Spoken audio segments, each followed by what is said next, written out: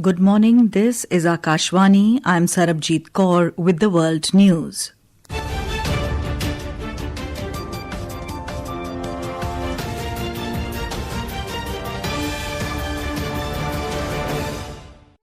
The headlines. Foreign Contribution Regulation Amendment Bill referred to Joint Parliamentary Committee for further scrutiny. More than 30 civilians, including women and children, killed in Pakistani airstrikes in Surab district of Baluchistan. Awami Action Committee calls on Kashmiris worldwide to hold demonstrations today in support of protests in Pakistan-occupied Jammu and Kashmir. US President Donald Trump says United States has total control over Strait of Hormuz. In cricket, BCCI confirms India vs Afghanistan T20 International Series in September, and American Brandon Nakashima defeats Spain's Rafael Jodar in men's singles semi-finals in Canadian Open tennis. Both houses of Parliament have given their approval to refer the Foreign Contribution Regulation Amendment Bill 2026 to the Joint Parliamentary Committee JPC for further scrutiny. The bill aims to further amend the Foreign Contribution Regulation Act 2010. The objective of the bill is to make the use of foreign contributions more transparent and accountable. Minister of State for Home, Nityanand Rai, moved a motion in the Lok Sabha to refer the bill to a JPC comprising members of both the houses for wider consultations. The committee will consist of 21 members from the Lok Sabha, nominated by the Speaker, and 10 members from the Rajya Sabha, nominated by the Chairman. The committee will submit its report to this House by the last day of the first week of the winter session. The Rajya Sabha also approved the motion to nominate 10 members from its side to the Joint Committee for consideration of the FCRA Amendment Bill 2026. Pakistan Air Force carried out airstrikes in Baluchistan's Surab district yesterday, killing more than 30 civilians, including women and children, and injuring dozens others. In a statement, Republic of Baluchistan group claimed that Pakistani Army and Air Force carried out extensive bombing and firing in civilian areas of the Gudar locality of Surab and surrounding areas, causing casualties and damage to civilian property. The organization alleged that injured civilians were taken into custody by security forces and local residents and authorities were prevented from carrying out relief and rescue operations. We spoke to Pakistan watcher Om Prakash Das about the incident.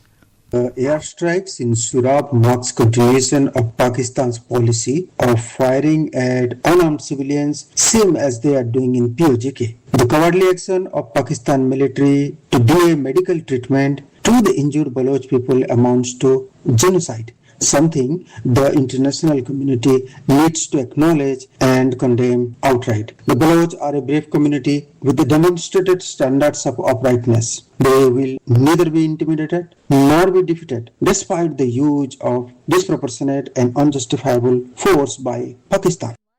Protests in Pakistan-occupied Jammu and Kashmir (POJK) are set to take an international turn as the Awami Action Committee has called on Kashmiris worldwide to hold demonstrations today to expose state-sponsored terror by the Pakistani establishment.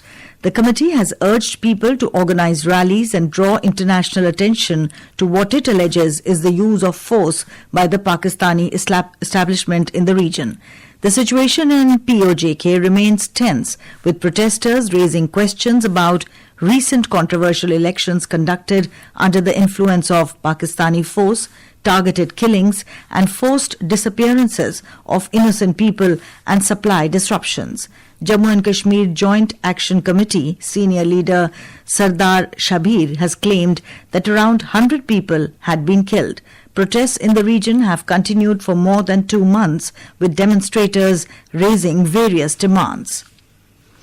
US President Donald Trump has said the United States has total control over the Strait of Hormuz and indicated that Washington intends to retain its hold over the strategic waterway. In a social media post, US President described the naval blockade in sweeping terms. Mr. Trump claimed that Iran has lost its ability to mount an effective response to US actions, citing its weakened military and political establishment. Trump further claimed that Iran is facing a deep economic crisis. The US president said Iran can no longer exert the regional influence it once possessed. There was no immediate response from Iran. This is Akashvani. You're listening to World News. We bring you the top international news and updates from around the globe. Welcome back. You're listening to the World News. Minister of Foreign Affairs of Liberia, Sara Besolonyanti, arrived in New Delhi this morning. He is on a 2-day visit to the country. He will meet Foreign Minister Dr. S. Jaishankar during the day at Hyderabad House in the national capital. The External Affairs Ministry in a social media post said that the visit provides an opportunity to further strengthen the warm and close ties between India and Liberia. In United States, an Army Apache attack helicopter has crashed in a central Texas field, killing both people on board and sparking a wildfire that forced several homes to be evacuated. Fort Hood's Criminal Investigation Division was leading the crash investigation. Officials from nearby Fort Hood announced that the AH-64 Apache helicopter had crashed. Cause of the crash was not announced immediately. Oman confirmed that an oil leaking from a tanker grounded off the coast of Gulf Arab country has now reached beaches on Oman's mainland. The 899-foot tanker Caroline Bezengi reported an explosion in June this year while carrying nearly 1 million barrels of Russian crude oil. No party has claimed responsibility for the incident, and the cause of the explosion remains unknown. The tanker is believed to be part of Russia's shadow fleet. Oman's Environment Authority said contamination has also reached the beaches of Ras Madraka on mainland Oman. The authorities also warned that the southern coasts of Masira Island may also be affected in the coming hours. The Board of Control for Cricket in India, BCCI, and the Afghanistan Cricket Board, ACB, have confirmed that Afghanistan will host India for a 3-match T20 international series at the Arun Jaitley Cricket Stadium in Delhi from 13th to 17th next month. The series is part of Afghanistan's Future Tours program and will be played in India, where Afghanistan has hosted its home fixtures in recent years.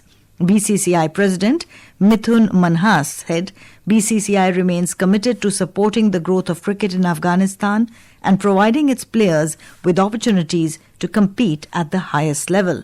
BCCI Honorary Secretary Devajit Sekia said the BCCI is pleased to support the Afghanistan Cricket Board in hosting this T20 international series in India. In Canadian Open tennis, American Brandon Nakashima defeated Spain's Rafael Jodar 7-6, 6-4 in the men's singles semi-finals at Montreal this morning to reach the Canadian Open final. This puts the American one win away from his first Masters 1000 title ahead of the US Open.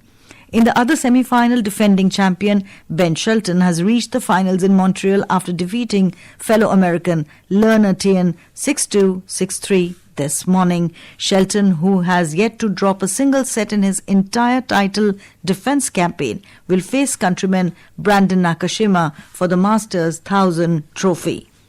Equity benchmarks has opened little changed as investors balanced robust domestic growth indicators against lingering concerns over crude oil prices.